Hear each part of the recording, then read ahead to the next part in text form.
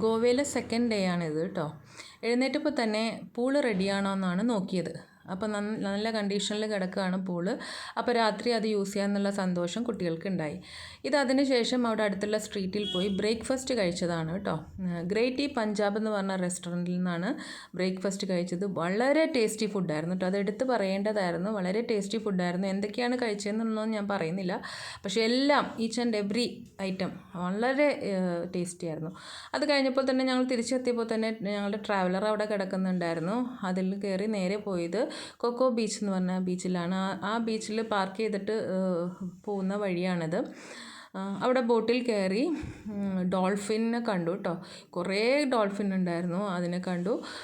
കൂടാതെ സെൻട്രൽ ജയിലിൻ്റെ ഒരു പാർട്ട് കണ്ടു. ഫോർട്ട്, അതുപോലെ തന്നെ ഒരു പാലസും, പഴയ ഒരു പാലസാണ്. അതിപ്പോൾ ഗവൺമെൻറ്റാണ് ഏറ്റെടുത്തിരിക്കുന്നതെന്ന് അവിടെ പറഞ്ഞു.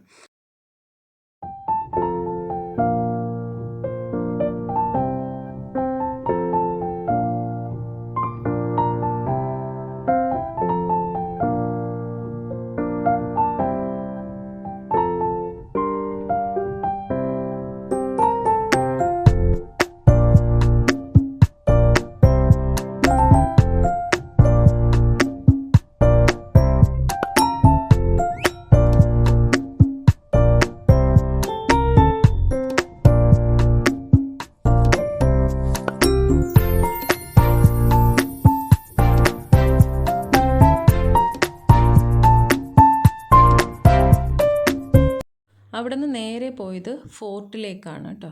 പക്ഷെ അവിടെ ഭയങ്കര വെയിലായിരുന്നു. വെയിൽ കാരണം കൂടുതലൊന്നും വീഡിയോ എടുത്തില്ല. അവിടെ തണൽ നോക്കി ഞങ്ങൾ നിന്നിരുന്നു. അവിടുത്തെ കുറച്ച് ഫോട്ടോസാണ്, പണ്ടുള്ളതും ഇപ്പോഴത് റെനോവേറ്റ് ചെയ്തിട്ടുള്ള ഫോട്ടോസാണ്. അപ്പോൾ അവിടെ അമ്മ ടയേർഡായിട്ട് ഇരിക്കുകയാണ്. നടന്ന് ഭയങ്കര വെയിലായിരുന്നു കേട്ടോ. സഹിക്കാൻ പറ്റാത്ത വെയിലായിരുന്നു.